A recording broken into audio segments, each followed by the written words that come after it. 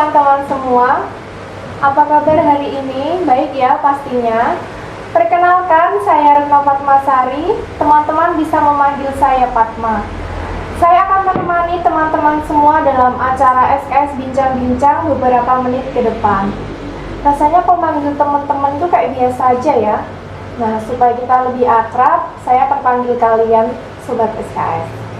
Nah, Sobat SKS, dalam acara kali ini kita akan membahas tentang metamorf SMA Negeri 1 Tangen, yaitu perubahan SMA Negeri 1 Tangen dari awal hingga saat ini. Untuk mengulik lebih dalam lagi, kita akan mengundang narasumber spesial untuk membahasnya, yaitu Ibu Kepala Sekolah SMA Negeri 1 Tangen beserta Ibu Wakil Kepala Sekolah Bidang Siswaan. Mari kita sambut Ibu Maria Magdalena Sri Rahayu dan Ibu Kusmar Handayani.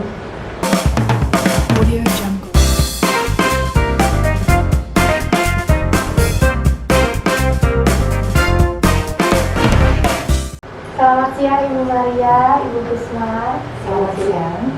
Apa kabar Bu Maria? Puji Tuhan, sehat.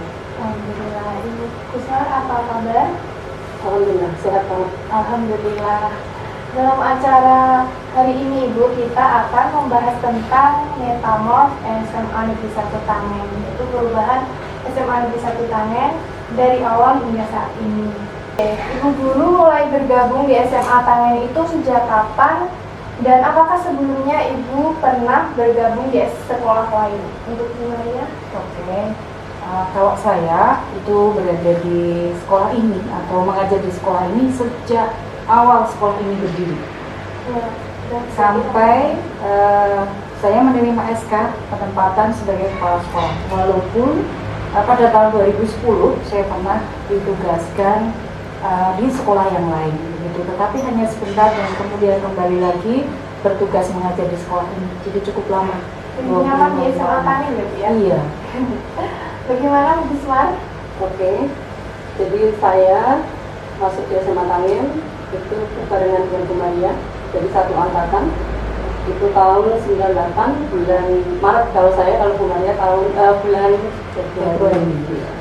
Kemudian sejak itu saya belum pernah kemana-mana, jadi sampai hari ini itu masih di SMA Tangen gitu. Lebih betah di SMA Tangen. Alhamdulillah. Alhamdulillah. Nah, untuk selanjutnya, hambatan dan tantangan apa saja yang pernah dilalui SMA Tangen, suka dukanya, bagaimana Ibu Kusmar? Iya, kalau bicara tentang sejarah SMA Tangen, tentu karena saya dan Bu Maria mungkin sudah membersamai SMA Tangen gitu, sejak 98, sehingga kita tahu persis bagaimana kondisi SMA Tangen. Jadi dari kondisi gedung yang masih sangat sedikit jumlahnya waktu itu, bagaimana susahnya mencari siswa, sarana-prasarana yang masih kurang seperti itu. Kemudian dulu pas waktu ujian nasional Ibu, kita pernah banjir sehingga kita harus berjuang untuk bisa sampai di sekolah. Kalau bicara tentang sejarah sudah sangat luar biasa. Kalau suka dukanya tentu banyak sebenarnya, tapi nggak usah kita bicarakan dukanya ya, sukanya saja. Sukanya aja. Iya, karena mengajar di SMA pinggiran begitu, kita mengatakan lokasinya ya, bukan apapun, tapi lokasinya karena memang geografisnya seperti ini sehingga kondisi yang sangat jauh dan seterusnya gitu. Tapi itu bukan jadi beban, tapi kita cari nikmatnya saja. Ternyata kita tidak harus memintarkan anak dalam akademik, tapi menjadikan siswa dari yang sopan santunnya kurang menjadi lebih sopan dan seterusnya. Itu aja sudah prestasi bagi saya. Itu ada kenikmatan tersendiri. Ini dari saya itu. Sebentar Ibu, sebelum lanjut kita saksikan penampilan dari teman kita berikut ini.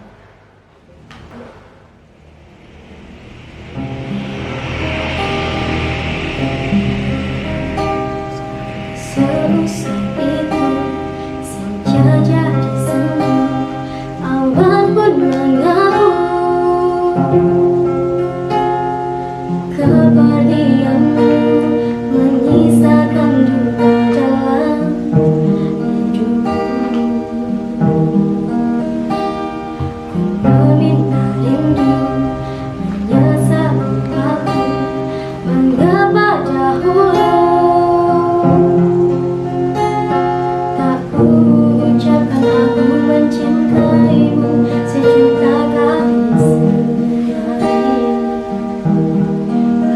Aku masih bisa sembuh, namun tak selepas dulu.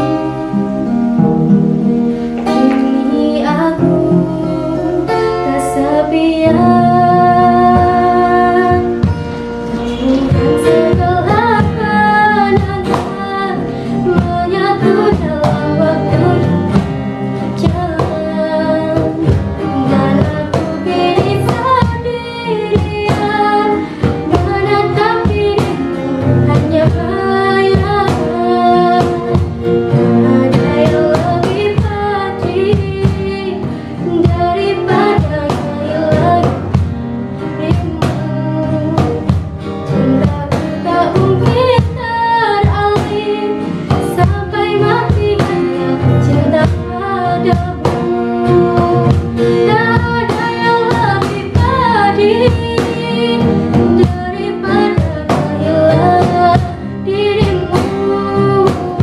Cintaku tak mungkin teralih sampai mati hanya cinta padamu.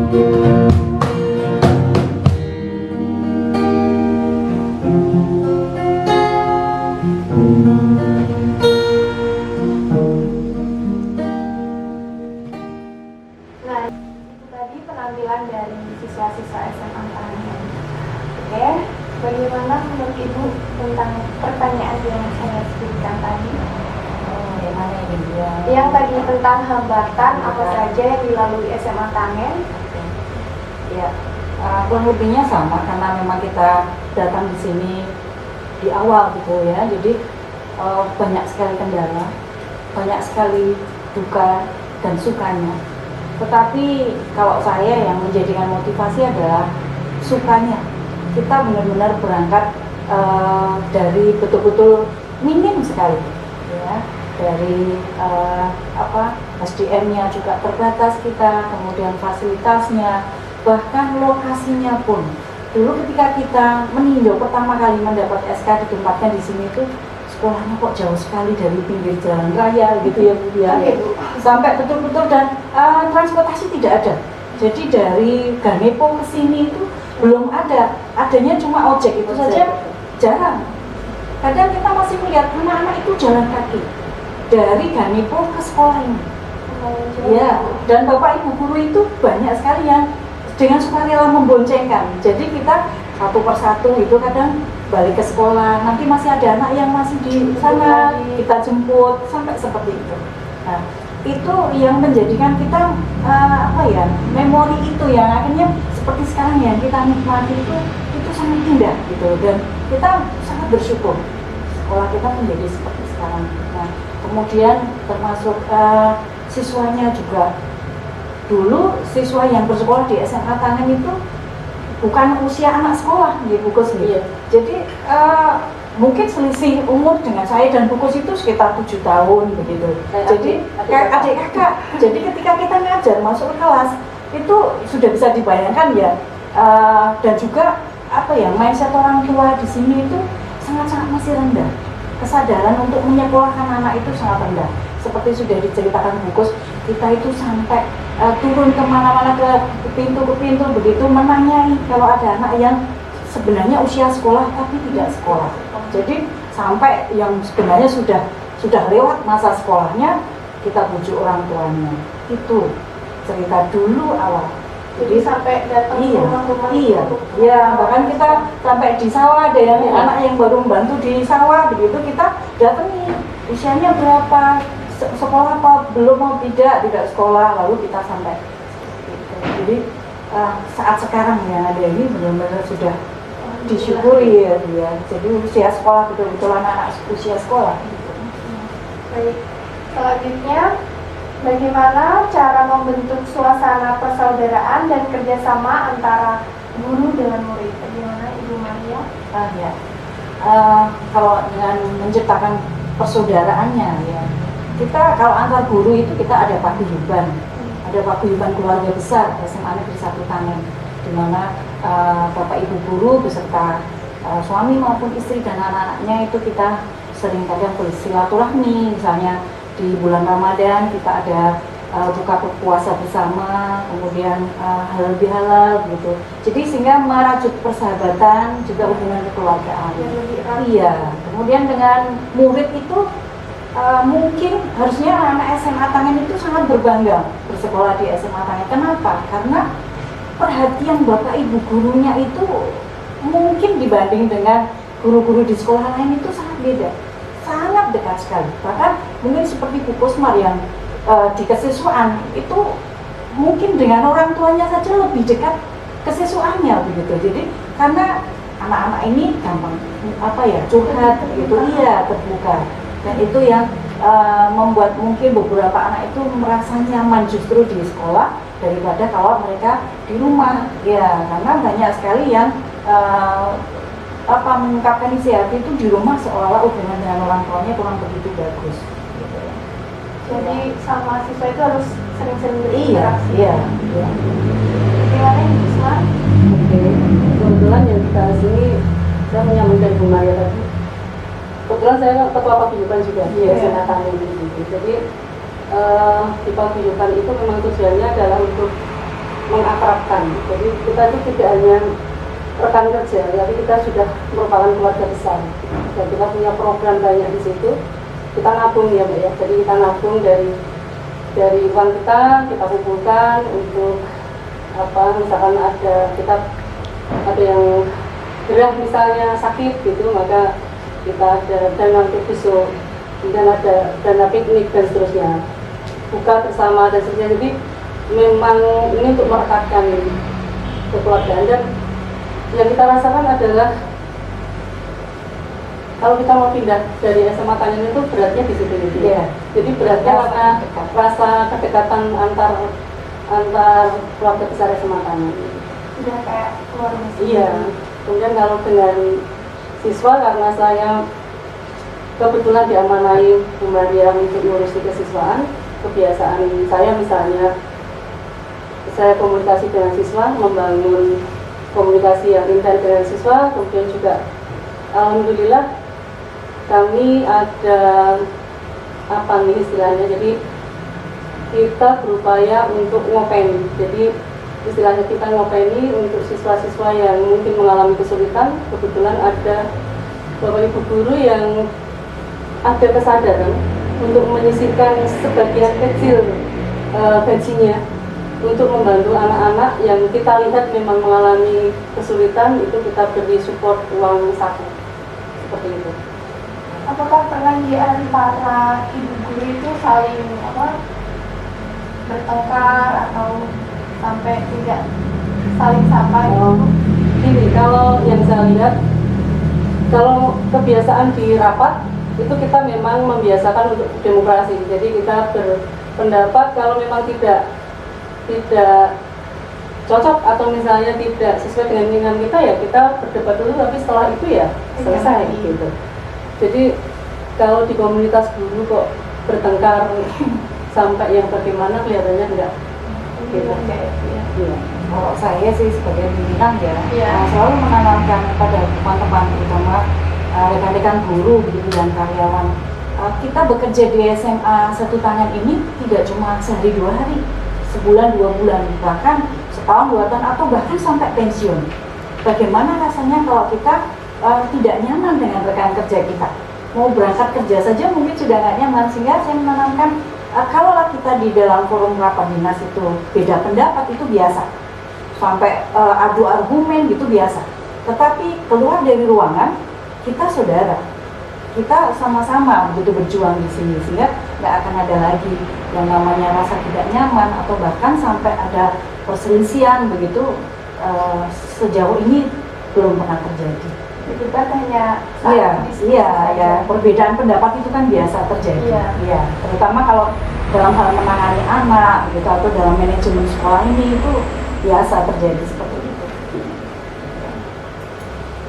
Oke, selanjutnya bagaimana perubahan yang dilalui SMA Negeri 1 Tangen mungkin dari infrastruktur atau ekstrakurikulernya. Tapi untuk selanjutnya lagi kita saksikan penampilan teman kita berikut ini.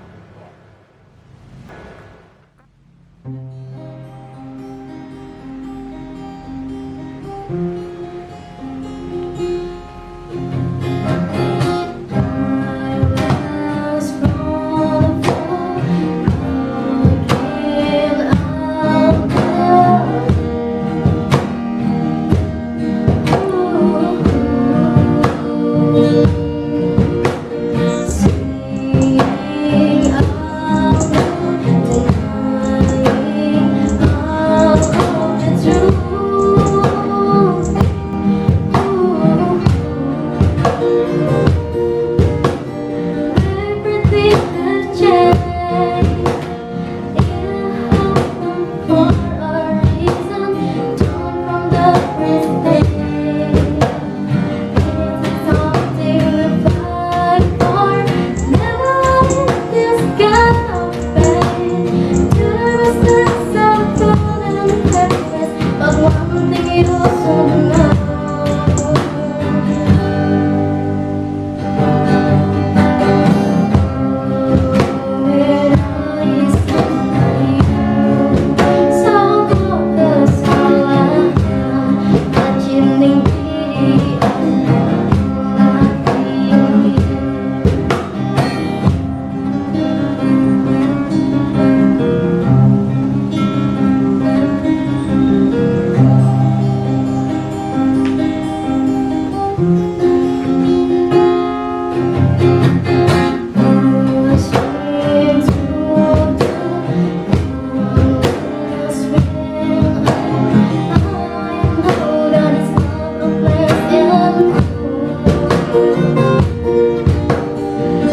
Everything has changed.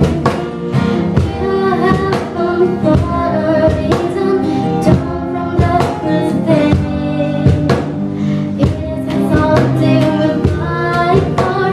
Never let this get away. There was the sun, gold and happiness, but one thing you should know.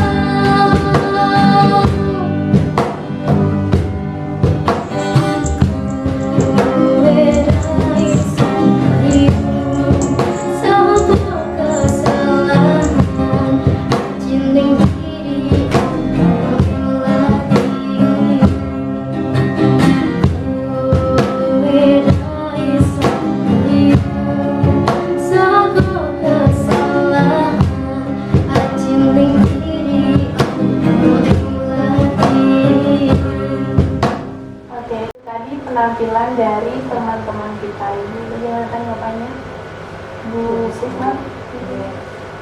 Itu yang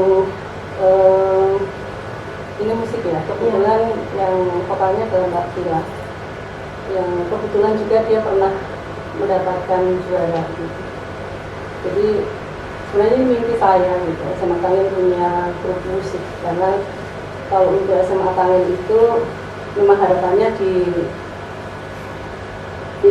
akademik oke ya, tapi juga di non akademiknya juga harapan kita itu. Dan saya melihat potensi anak-anak SMA Tangen sebenarnya di seni dan di olahraga gitu. Jadi ke depan mungkin nanti saya akan matur ke Bu Maria untuk bisa mensupport kegiatan ekskul yang kaitannya dengan seni. Walaupun kita belum punya, ini kelemahan kita memang belum punya guru yang mapel seni itu, tapi mungkin dengan support dari Bu Maria nanti kita bisa mencari guru yang bukan guru dari SMA Tangen tapi dari luar seperti itu, support kita seperti itu. Bagaimana, Bu Maria? Yes, kalau dengan lihat tayangan tadi, saya bangga gitu ya. SMA Tangen itu sebenarnya ada banyak potensi yang patut dibanggakan. mungkin karena memang saya akui kita ada keterbatasan di SDM ya. Seperti sudah disampaikan Bu Kusma bahwa selama ini kita belum ada guru seni musik.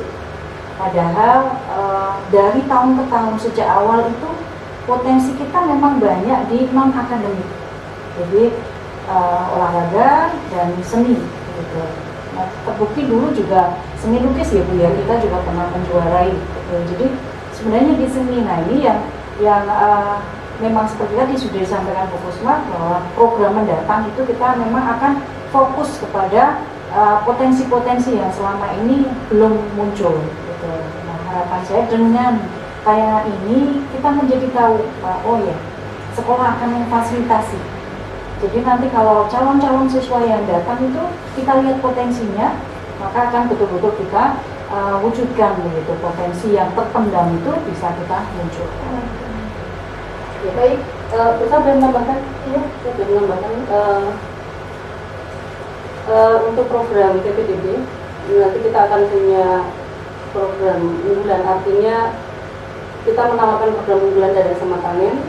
Di situ ada futsal, kemudian ada voli, kemudian silat, dan satu lagi adalah menjahit. Nah nanti untuk yang olahraga itu kita sudah berkomitmen pihak sekolah nanti akan kita beri support kepada anak-anak.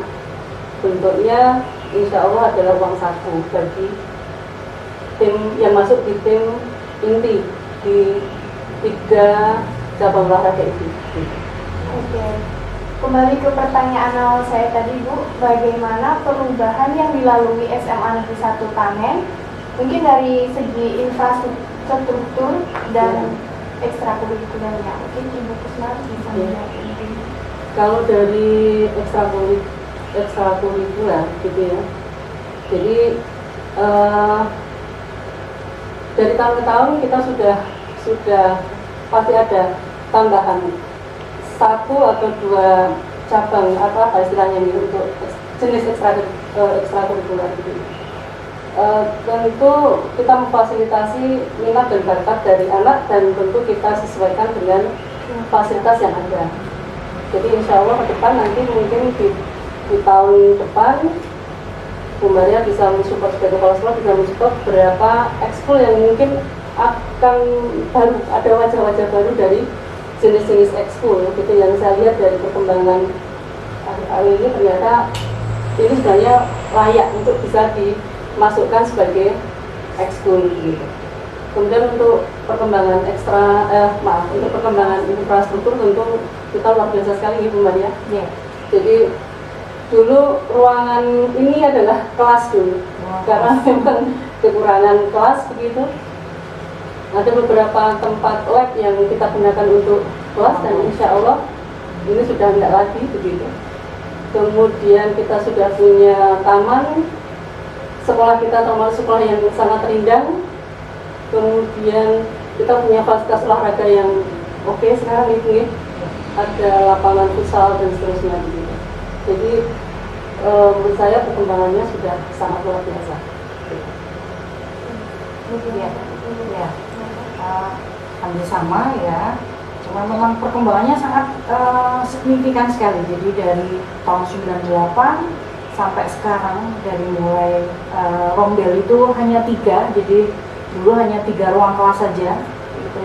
Kemudian berkembang, nambah terus sampai kita mendapatkan bantuan lab komputer sehingga kita bisa membuat 2 lantai. Nah, kedepannya memang karena area kita sudah habis ya, lahannya sudah habis dengan luas 10.000 meter persegi kita itu nanti akan dikembangkan. Otomatis pengembangannya adalah ke atas, jadi ke lantai 2 begitu.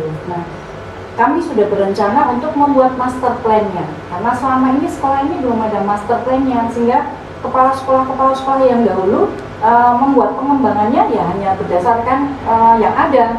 Tapi kalau nanti sudah ada master plan-nya, target kita atas gitu. Kalau oh ya infrastrukturnya harus ke atas begitu semua, karena lahan sudah habis, maka kita mulai membuat rencana ke atas. Kita belum ada gudang, kita belum ada aula. Kita masih aula itu masih memanfaatkan ruang kelas yang menggunakan separator seperti di lab biologi itu sebenarnya ruang kelas dan itu sebenarnya juga laboratorium gitu. Tetapi karena keterbatasan dan kita butuh satu tempat untuk mengumpulkan banyak orang itu, maka kita buatlah laboratorium itu menjadi sebuah aula.